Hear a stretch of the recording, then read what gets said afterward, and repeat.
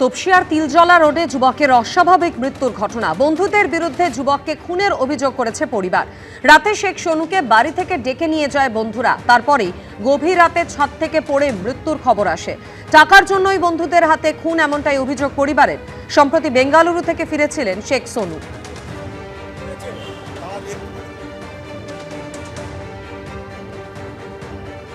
তপসিয়ার তিলজলা রোডে যুবকের অস্বাভাবিক মৃত্যু। বন্ধুদের বিরুদ্ধে যুবককে খুনের অভিযোগ করেছে পরিবার।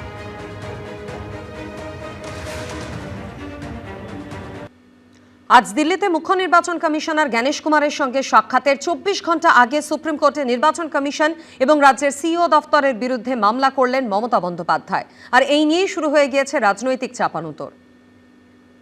Tomorrow 4 o'clock they have given us the time. We ask the official time. হাওয়া গরম করার চেষ্টা করছেন। সাক্ষাতের মুখে ফের মামলা। সোমবার দিল্লিতে মুখ্য নির্বাচন কমিশনার জ্ঞানেশ কুমারের সঙ্গে সাক্ষাতের 24 ঘন্টা আগে সুপ্রিম কোর্টে নির্বাচন কমিশন এবং রাজ্যের সিইও দফতরের বিরুদ্ধে মামলা করলেন মমতা বন্দ্যোপাধ্যায়। এসআইআর নিয়ে শুরু থেকেই বিরোধিতার সুর সপ্তমে তুলেছেন তিনি। ইতিমধ্যে একটা দুটো নয়, মুখ্য নির্বাচন কমিশনারকে 6টি চিঠি লিখেছেন তিনি। পশ্চিমবঙ্গে এসআইআর প্রক্রিয়া স্থগিত করে দেওয়ারও দাবি তুলেছেন, যার ফলে এসআইআর নিয়ে নির্বাচন কমিশন বনাম তৃণমূলের সংঘাত চরমে উঠেছে। শনিবারই মুখ্য নির্বাচন কমিশনারকে 6ষ্ঠ চিঠিটি দেন মুখ্যমন্ত্রী। সেখানে অভিযোগ করেন, দেশের মধ্যেই প্রথম পশ্চিমবঙ্গে 8100 মাইক্রো অবজারভার নিয়োগ করেছে নির্বাচন কমিশন। পর্যাপ্ত প্রশিক্ষণ ও বিধি ছাড়াই তাদের নিয়োগ করা হয়েছে। মুখ্যমন্ত্রীর দাবি, আইন তৈরি না করে এই ধরনের মাইক্রো অবজারভার নিয়োগ করতে পারে না কমিশন। মুখ্য নির্বাচন কমিশনারকে এই চিঠি দেওয়ার পরদিনই সুপ্রিম কোর্টের দ্বারস্থ হয়েছেন মমতা বন্দ্যোপাধ্যায়। তার আগে রবিবার দিল্লি রওনা হন তিনি। সোমবার বিকেলে মুখ্য নির্বাচন কমিশনার জ্ঞানেশ কুমারের সঙ্গে সাক্ষাৎ করবেন মমতা বন্দ্যোপাধ্যায়। তার সঙ্গে থাকবে 15 সদস্যের একটি প্রতিনিধি দল। 110 জনের বেশি মানুষ মারা গেছেন। এত মৃত্যুর দায় ইলেকশন কমিশনকে নিতে হবে এবং গভর্নমেন্ট অফ ইন্ডিয়াকে নিতে হবে। গত কয়েক মাসে এসআইআর আশঙ্কায় বিভিন্ন সময় রাজ্যের বিভিন্ন এলাকায় সাধারণ মানুষের মৃত্যুর অভিযোগ উঠেছে। কোথাও অভিযোগ উঠেছে আত্মহত্যার। এরকমই 100টিরও বেশি পরিবারের সদস্যকে দিল্লি নিয়ে গেছে তৃণমূল। আপনি কোথা থেকে এসেছেন? মুর্শিদাবাদ থেকে। আমার হাজবেন্ড স্টপ করেছে, সাহেব ফর্ম এসেছিল আমার, তার জন্য আমি টেনশন করে স্টপ করেছি। তৃণমূল সূত্রে খবর, এদের কয়েকজন সোমবার মমতা বন্দ্যোপাধ্যায় নেতৃত্বে মুখ্য নির্বাচন কমিশনারের সঙ্গে দেখা করতে পারেন।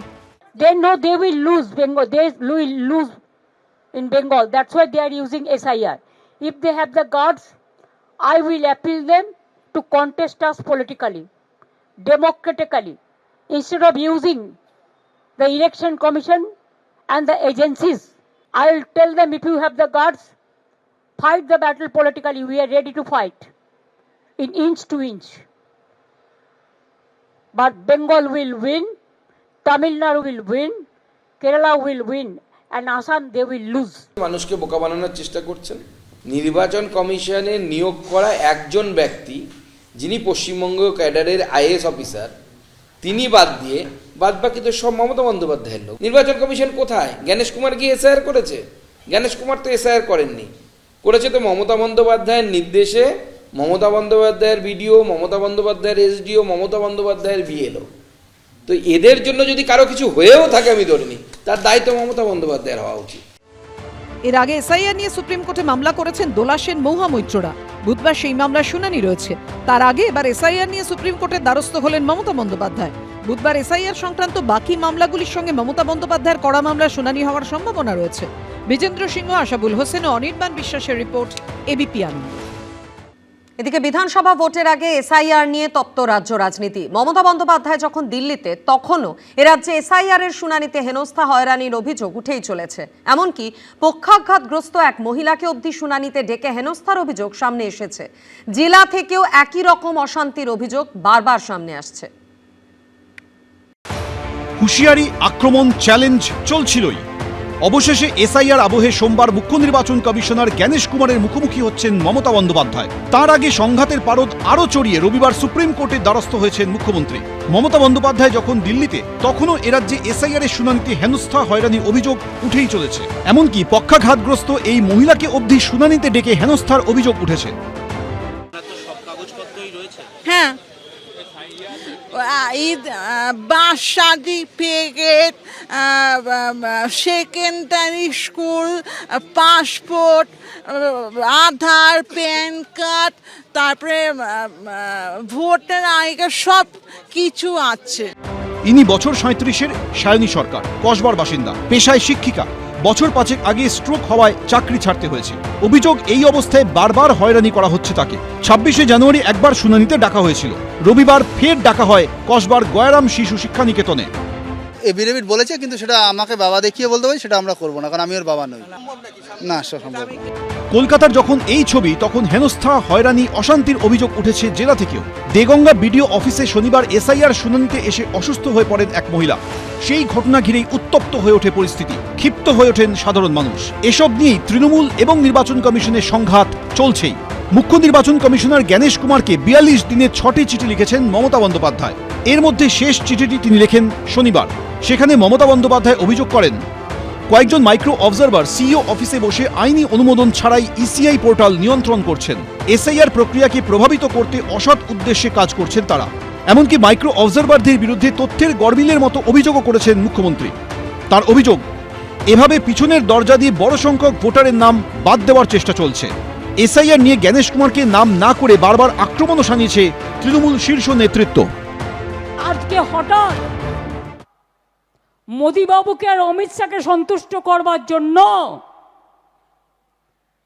কুর্সি বাবু, যিনি ইতিহাস তৈরি করতে যাচ্ছেন, আপনার ইতিহাস পাতিহাস হবে। সংঘাতের এই আবহে 31শে ডিসেম্বর জাতীয় নির্বাচন কমিশনে গিয়ে সুর চড়িয়েছিলেন অভিষেক বন্দ্যোপাধ্যায়। সোমবার মুখ্য নির্বাচন কমিশনারের মুখোমুখি হচ্ছেন মমতা বন্দ্যোপাধ্যায়। মমতা বন্দ্যোপাধ্যায় এবং তৃণমূল কংগ্রেসই একমাত্র নাগরিকদের বন্ধু, মানুষের বন্ধু, গণতন্ত্রের রক্ষক, যারা বাড়ি টু বাড়ি, ম্যান টু ম্যান, অভিষেক বলেছিলেন যাদের হয়রানি হবে প্রত্যেকটা বাড়িতে যেতে হবে, বাড়ি টু বাড়ি, ম্যান টু ম্যান, রাজপথে প্রতিবাদ এবং আইনি প্রতিবাদ, এই গোটা প্রসেসটায় একমাত্র তৃণমূল কংগ্রেসই আছে মমতা বন্দ্যোপাধ্যায়ের নেতৃত্বে। উনি গেছেন, খুব ভালো হয়েছে। সংবিধানটা পড়েননি বলে এসব করছেন। সংবিধানে 324 থেকে 329 সম্পূর্ণভাবে নির্বাচন কমিশনকে অধিকার দিয়ে গেছে, এবং সুপ্রিম কোর্ট সর্বোচ্চ আইন সংস্থা, তারা সংবিধান, আইন, অধিকার বুঝেই শুনবেন, ব্যবস্থা নেবেন। সুপ্রিম কোর্ট কি করবে এটা আমার বলা ঠিক হবে না। যেটা এসআইআর হচ্ছে, এটা সংবিধান প্রদত্ত ক্ষমতার মূলেই ইলেকশন কমিশন করছে। মমতা বন্দ্যোপাধ্যায় এটা জানেন না। সব মিলে বিধানসভা ভোটের আগে এসআইআর নিয়ে রাজ্য রাজনীতি একেবারে উত্তপ্ত। সুদীপ্ত আচার্য, রঞ্জিত হালদার, সমীরণ পাল, এবিপি আনন্দ। এবিপি আনন্দ, এগিয়ে থাকে, এগিয়ে রাখে।